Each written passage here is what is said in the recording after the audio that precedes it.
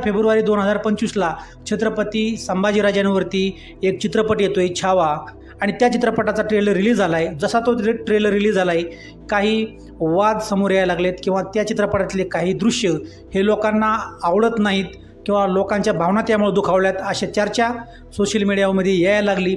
या विषयावरती आपण बोलणारच आहोत, पण त्याआधी या ठिकाणी तुम्हाला मी काही व्हिडिओ दाखवतो, ते व्हिडिओ तुम्ही पहा।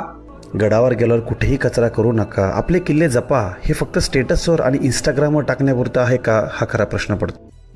तर मित्रांनो, आपले जे गड किल्ले आहेत, गड किल्ल्यावर आपण ज्यावेळेस फिरायला जातो त्यावेळेस त्या ठिकाणी कचरा आपण करतो किंवा आपल्याकडनं कचरा होतो। गड किल्ल्यांची घाण आपल्याच लोकांकडनं होते, त्यावेळेसही आपल्या भावना दुखायला पाहिजेत आणि आपल्याला त्या गोष्टीची चीड यायला पाहिजे, त्या गोष्टीचा राग यायला पाहिजे। आता बोलूया आपण आपल्या या चित्रपटाच्या विषयावरती। 14 फेब्रुवारी 2025ला छत्रपती संभाजी महाराजांच्या जीवनावर आधारित असलेला चित्रपट छावा हा हिंदीमधला हा लोकांपर्यंत येईल आणि आपल्या सगळ्यांना त्या चित्रपटाचा आनंद घेता येईल असं वाटत असताना अचानक चित्रपट वाद्याच्या भोवऱ्यात सापडला, अशा बातम्या आता आपल्याला सोशल मीडियावरती न्यूजवरती दिसायला लागल्यात। मध्ये छावा या चित्रपटाच्या बाबतीमध्ये या ठिकाणी आजच्या व्हिडिओमध्ये मी काही गोष्टी बोलणार आहे आणि त्या गोष्टी ह्या माझं स्वतःचं मत आहे, म्हणजे एक सामान्य नागरिक म्हणून मांडलेलं मत आहे।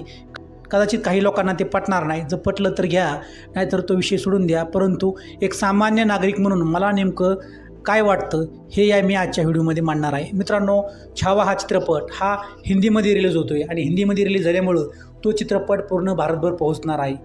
भारतातल्या इतर राज्यातील लोकांना छत्रपती संभाजी महाराजांचा, छत्रपती शिवरायांचा इतिहास समजणार आहे।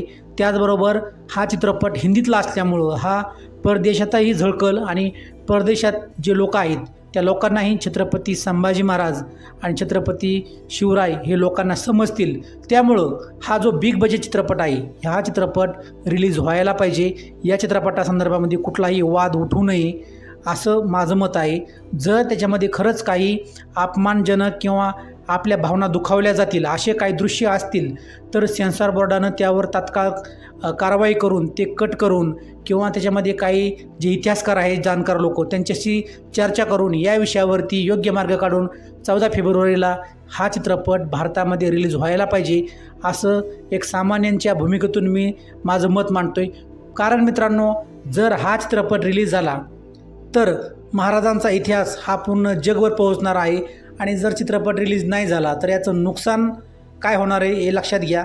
भविष्यामध्ये छत्रपती संभाजीराजे आणि छत्रपती शिवराय किंवा गड किल्ले याच्यावर आधारित चित्रपट बनवायला कोणी तयार होणार नाही, कारण या लोकांनी या चित्रपटासाठी खूप मोठा खर्च केलेला असतो, लाखो करोडो रुपये खर्च केलेला असतो आणि या सगळ्या गोष्टी होऊन जर त्यांचा चित्रपट रिलीज नाही झाला आणि त्यांना जर त्यातनं कमाई नाही झाली किंवा त्यांनी जो पैसा गुंतवला आहे तो जर त्यांना रिटर्न नाही मिळाला तर भविष्यामध्ये मग कुठलाच डायरेक्टर किंवा कोणताच प्रोड्युसर अशा विषयावरती, अशा ऐतिहासिक विषयावरती चित्रपट बनवण्याचं धाडस करणार नाही।